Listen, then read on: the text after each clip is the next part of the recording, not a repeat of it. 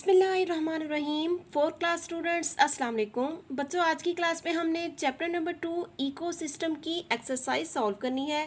Page number 29, tick the correct answer. दुरुस्त जवाब पर आपने टिक का निशान लगाना है।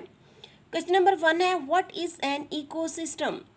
माहौलियाती निज़ाम क्या है? Option A, system of non living things is an environment.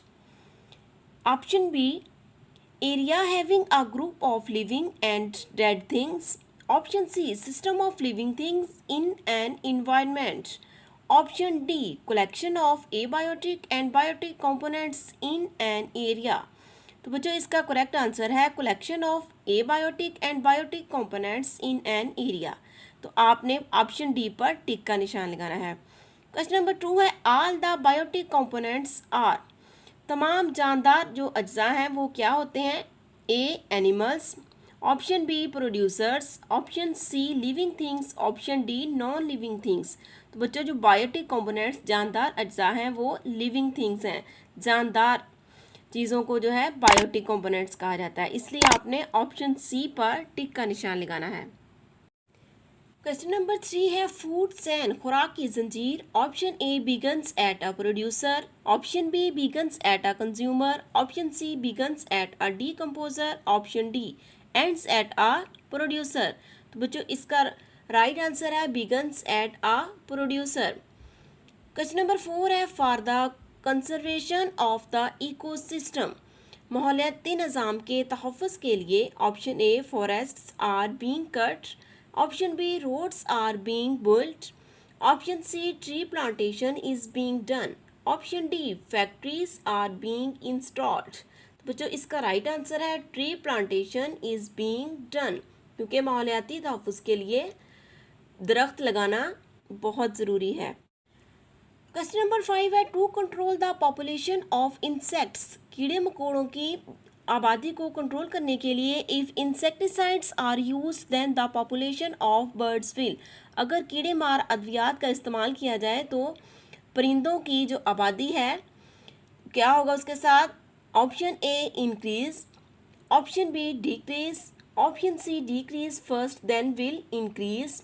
Option D, increase first then will decrease. तो बच्चों, इसका राइट आंसर है डिक्रीज, क्योंकि अगर कीड़े मार अद्वियात इस्तेमाल की जाएंगी तो परिंदों की जो आबादी है वो कम हो जाएगी।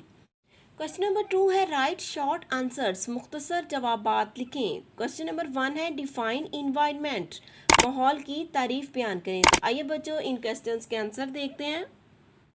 तो बच्चों, क्वेश्चन नंबर 1 का आंसर है, all the living and non living things around us, हमारे इर्द गिर्द जानदार और बेजान अशिया आर कॉल्ड अवर इन्वायरमेंट, हमारा माहौल कहलाती हैं। हमारे इर्द गिर्द जानदार और बेजान अशिया हमारा माहौल कहलाती हैं। क्वेश्चन नंबर 2 है, write the names of 3 biotic components of an ecosystem, किसी माहौलियाती निज़ाम के 3 जानदार अज्जा के नाम लिखें। तो इसका आंसर है बच्चों, the living components of an ecosystem are called biotic components. किसी माहौलियाती निज़ाम में जानदार अज्जा बायोटिक कंपोनेंट्स कहलाते हैं। The biotic components consist of 3 groups, जानदार अज्जा 3 ग्रोहों पर मुश्तमिल हैं।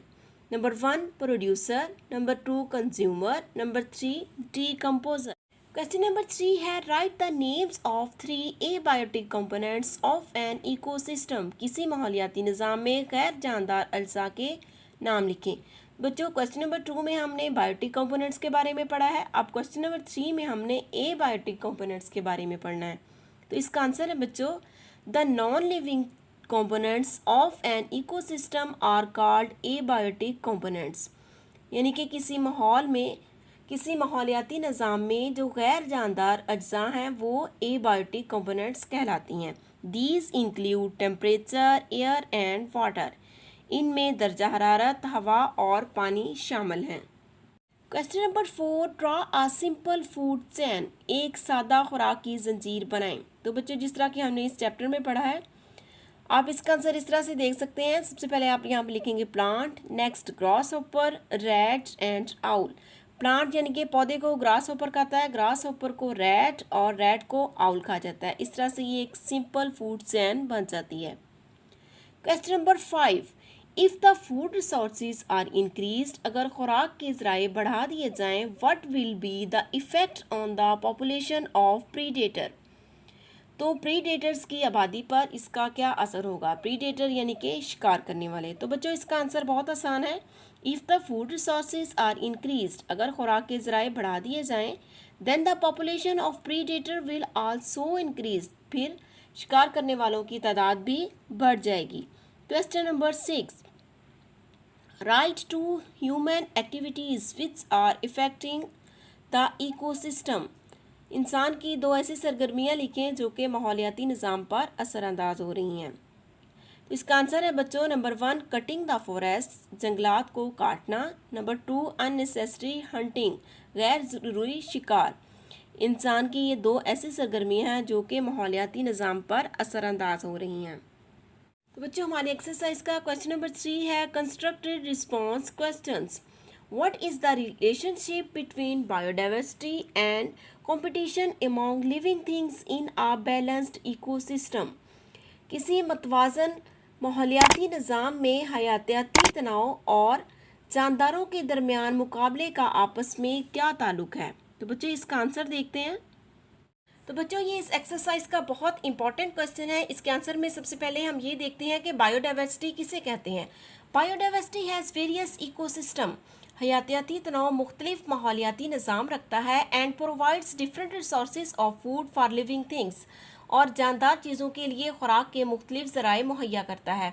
All the organisms in an ecosystem depend on limited resources that are provided by this area, किसी माहौलियाती निज़ाम में तमाम जानदार डिपेंड ऑन लिमिटेड रिसोर्सेज, उन महदूद ज़राए पर इन्हिसार करते हैं जो कि इस इलाका में उन्हें मुहैया होते हैं। The limited resources in an ecosystem, किसी माहौलियाती निज़ाम में महदूद ज़राए, compel the organisms to compete for this resources, तमाम जानदारों को इन ज़राए के लिए, इन वसाइल के लिए आपस में मुकाबलाबाजी पर मजबूर करते हैं।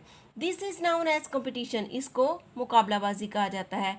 And this is the relationship, और यही ताल्लुक है, यही रिश्ता है बिटवीन, दरमियान, biodiversity and competition among living things, और यही ताल्लुक हयातियाती तनाव और जानदार चीज़ों में मुकाबलाबाजी का रिश्ता है। तो बच्चों इसके साथ ही हमारी एक्सरसाइज ख़त्म होती है। थैंक्स फॉर वॉचिंग एंड अल्लाह हाफिज़।